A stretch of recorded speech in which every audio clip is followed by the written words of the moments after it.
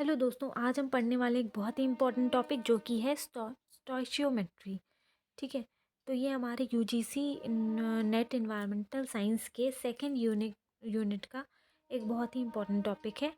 तो stoichiometry basically chemistry का एक टॉपिक है जो कि हमें इन्वायरमेंटल पॉइंट ऑफ व्यू से भी, इन्वायरमेंटल केमिस्ट्री को समझने के लिए भी हमारे लिए ये टॉपिक इम्पॉर्टेंट हो जाता है।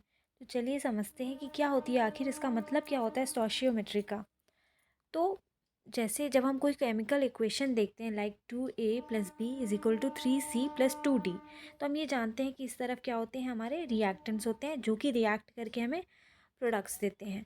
तो इस रिएक्शन में हम जब रिएक्टेंट्स और प्रोडक्ट्स के बीच में क्वांटिटेटिव रिश्ता बनाते हैं तो उसी को हम कहते हैं स्टोइशियोमेट्री। क्वांटिटेटिव रिश्ता मतलब कि जैसे मान लिया आपने यहाँ 2 मोल्स ऑफ ए लिया रिएक्टेंट्स में और 1 मोल ऑफ बी लिया, तो आपको प्रोडक्ट में क्या मिला, 3 moles of C + 2 moles of D.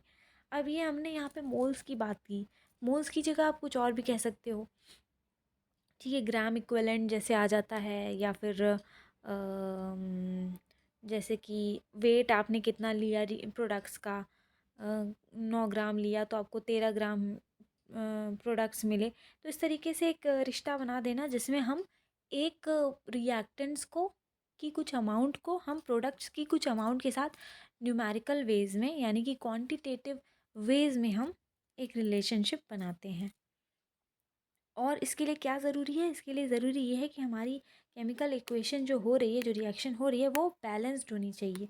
ठीक है, when a chemical reaction or equation is written in a balanced form, it gives quantitative relationship between various reactant and product in terms of moles, masses, molecules and volumes. तो ये देखिए, ये सारी चीज़ें नहीं है, मोल्स के फॉर्म में हम एक क्वांटिटेटिव रिश्ता बता सकते हैं, मासेस के फॉर्म में बता सकते हैं, कितने मॉलिक्यूल्स हैं इसके बेसिस पे बता सकते हैं, या वॉल्यूम क्या है इसके बेसिस पे बता सकते हैं। तो आइए चलिए जानते हैं कि स्टोइशियोमेट्री के अंदर हम कैसी कैसी क्वांटिटेटिव रिलेशंस बनाते हैं।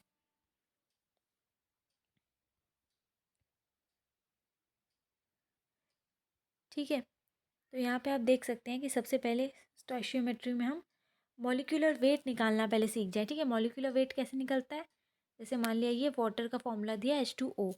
जब हम सारे कोई एक एलिमेंट है, कोई मॉलिक्यूल है या कंपाउंड है, उसके जितने भी एलिमेंट्स हैं हम अलग अलग करके उनके मॉलिक्यूलर मास को जब ऐड अप कर देते हैं तो जो हमें नंबर मिलता है वो होता है मॉलिक्यूलर वेट उस मॉलिक्यूल का। तो जैसे वाटर का मॉलिक्यूल है H2O, जिसमें हाइड्रोजन के 2 एटम्स हैं और ऑक्सीजन का 1 एटम है।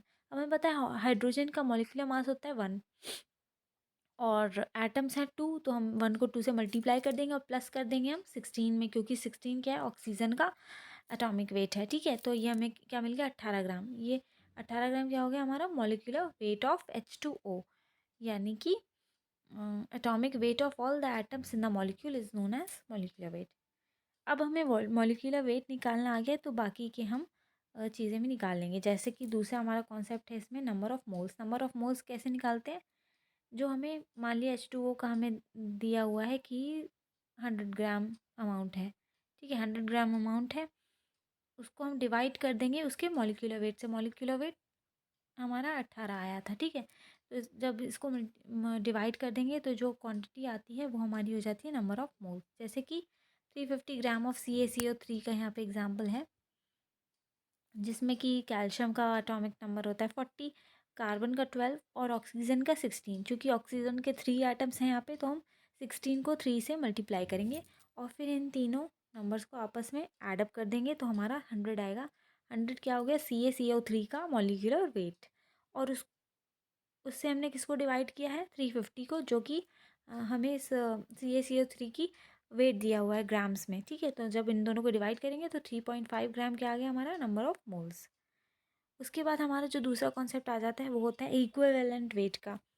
इक्विवेलेंट वेट क्या होता है, जब हम मॉलिक्यूलर वेट को डिवाइड करते हैं वैलेंसी फैक्टर के साथ तो उसी को हम इक्विवेलेंट वेट कहते हैं। अच्छा, वैलेंसी फैक्टर क्या हो गया, वैलेंसी फैक्टर को हम 3 तरीके से समझ सकते हैं।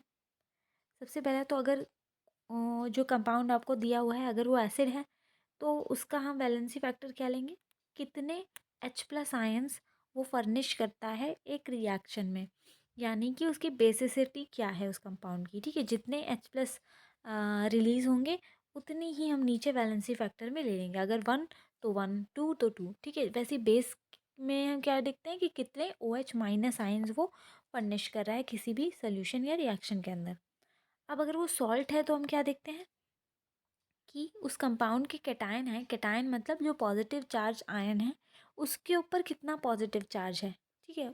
तो जितना पॉजिटिव चार्ज होगा उसको हम वैलेंसी फैक्टर की जगह पर ले लेंगे और उसके मॉलिक्यूलर वेट से उसको मॉलिक्यूलर वेट को वैलेंसी फैक्टर के साथ डिवाइड करके हमें जो आंसर मिलेगा वो हमारा हो जाता है इक्विवेलेंट वेट। जैसे कि CaCO3 का ही एग्जाम्पल लिया हमने, मॉलिक्यूलर वेट पहले भी निकाला था हमने, 100 होता है। उसके बाद ये क्या है, CaCO3 एक सॉल्ट है, कैल्शियम कार्बोनेट। तो Ca के ऊपर हम पॉजिटिव चार्ज इसमें कितना देखते हैं, Ca2+ होता है। तो नीचे हमने 2 ले लिया और आंसर आ गया हमारा 50 gram of equivalent weight. Next हमारा चौथा कॉन्सेप्ट आता है ग्राम इक्विवेलेंट या नंबर ऑफ इक्विवेलेंट। अब आप इसको ये समझ सकते हैं कि ये मोल्स जैसा ही होता है, जैसे नंबर ऑफ मोल्स देखा था वैसे ही नंबर ऑफ ग्राम इक्विवेलेंट हम लेते हैं। अगर और ग्राम इक्विवेलेंट का ये प्रिंसिपल होता है, अगर हमने 1 ग्राम इक्विवेलेंट किसी एक कंपाउंड का लिया हुआ है और अगर हम उसको रिएक्ट करवाएंगे 1 ग्राम इक्विवेलेंट के दूसरे कंपाउंड के साथ तो वो हमें प्रोडक्ट्स भी 1 ग्राम इक्विवेलेंट ही देगा। यानी कि कोई 1 gram equivalent compound 1 gram equivalent compound के साथ ही रिएक्ट करेगा और रिएक्ट करने के बाद जो प्रोडक्ट आएगा वो भी 1 ग्राम इक्विवेलेंट ही होगा। यहाँ पे ये चीज़ लिखी भी हुई है। और इसका फॉर्मूला क्या होता है, नंबर ऑफ इक्विवेलेंट का given weight upon equivalent weight, ठीक है। जितना वेट हमें दिया हुआ है उसको डिवाइड कर देंगे हम इक्विवेलेंट वेट के साथ। इक्विवेलेंट वेट हमने यहाँ निकाला था molecular weight upon valency factor. अब ये ग्राम इक्विवेलेंट का फॉर्मूला आप देखिए नंबर ऑफ मोल्स निकालने से काफ़ी सिमिलर है। ऊपर वहाँ पर भी गिवन वेट था, नीचे वहाँ क्या था, मॉलिक्यूलर मास। यहाँ पे इसकी जगह क्या आ गया, इक्विवेलेंट वेट। ग्राम इक्विवेलेंट निकालने का एक और फॉर्मूला होता है number of moles into valency factor. आप जब इक्विवेलेंट फैक्टर की जगह ये वाला फॉर्मूला रखेंगे तब ये इक्वेशन हमें मिल जाएगी। तो ये दोनों फॉर्मूले हो गए। उसके बाद हम नेक्स्ट कॉन्सेप्ट आ जाते हैं नॉर्मेलिटी और मोलारिटी, और साथ ही साथ मोलालिटी के ऊपर भी। अब ये क्या होता है, नॉर्मेलिटी, मोलारिटी और मोलालिटी किसी सॉल्यूशन की स्ट्रेंथ को शो करती हैं, ठीक है। स्ट्रेंथ का मतलब है कि कितना ज़्यादा उसमें सल्यूट है और कंसंट्रेशन उसकी कितनी ज़्यादा है। सबसे पहले अगर हम नॉर्मेलिटी को देखें, स्ट्रेंथ ऑफ सोल्यूशन है, साथ ही साथ इसका फॉर्मूला क्या है, number of gram equivalent of solute पर लीटर ऑफ सोल्यूशन। यानी कि 1 लीटर सोल्यूशन में कितने ग्राम इक्विवेलेंट हैं सोल्यूट के, वही हमारा नॉर्मेलिटी कहलाता है, ठीक है। ऊपर हम ग्राम इक्विवेलेंट में लेंगे सोल्यूट का नंबर, नीचे सोल्यूशन की जो वॉल्यूम है उसको लेंगे। नॉर्मेलिटी निकालने का एक और प्रिंसिपल होता है, कोई हम 2 सोल्यूशन लिए हैं, ठीक है, उसके अगर ग्राम इक्विवेलेंट सेम है तो नॉर्मेलिटी का क्या, N1V1 is equal to N2V2। इस तरीके से हम ये प्रिंसिपल हम फॉलो कर सकते हैं जबकि ग्राम इक्विवेलेंट दोनों सोल्यूशन के सेम है। मोलैरिटी क्या होती है, ये भी सोल्यूशन की स्ट्रेंथ को शो करती है और इसकी डेफिनेशन होती है number of moles of solute पर लीटर ऑफ सोल्यूशन। यहाँ पे क्या था कि 1 लीटर सोल्यूशन में कितने ग्राम इक्विवेलेंट हैं, वही यहाँ पे क्या है, 1 लीटर सोल्यूशन में कितने मोल्स हैं सोल्यूट के, ठीक है, यही फ़र्क है। तो फॉर्मूला भी यही हो जाता है number of moles of solute upon volume of solution. अगर हम वॉल्यूम इंक्रीज करते हैं तब हमें नॉर्मेलिटी की तरह ही यहाँ पर भी एक प्रिंसिपल मिलता है, M1V1 is equal to M2V2। उसके बाद अगर हम नॉर्मेलिटी और मोलैरिटी के बीच में अगर कोई रिलेशन बनाना चाहें तो वो इस तरीके से आएगा, normality is equal to molarity into valency, ठीक है। अगर हम इस फॉर्मूले में अगर नंबर ऑफ ग्राम इक्विवेलेंट का फॉर्मूला लगाकर सॉल्व करते हैं तो हमें ये इक्वेशन मिल जाएगी। उसके बाद मोलारिटी ऑफ सोल्यूशन, अगर हम 2 सोल्यूशन को अगर हम मिक्स कर रहे हैं, ठीक है, तो मान लिया ये पहला सोल्यूशन है M1V1, मोलारिटी इसकी इतनी है, वॉल्यूम इतना है। दूसरे सोल्यूशन की मोलारिटी इतनी है और वॉल्यूम इतना है। तो फाइनल जो मिक्सचर आएगा उसमें मोलारिटी क्या हो जाएगी, मोलारिटी मिक्स हो जाएगी, है ना, क्योंकि M1 प्लस M2 करेंगे तो मोलारिटी ऑफ सोल्यूशन आ जाएगी और V1 प्लस V2 क्या आ जाएगा हमारा, वॉल्यूम ऑफ सोल्यूशन। तो फाइनल मोलारिटी कैसे निकलेगी, m1v1 plus m2v2 upon v1 plus v2। तो इस तरीके से हम सॉल्व कर सकते हैं।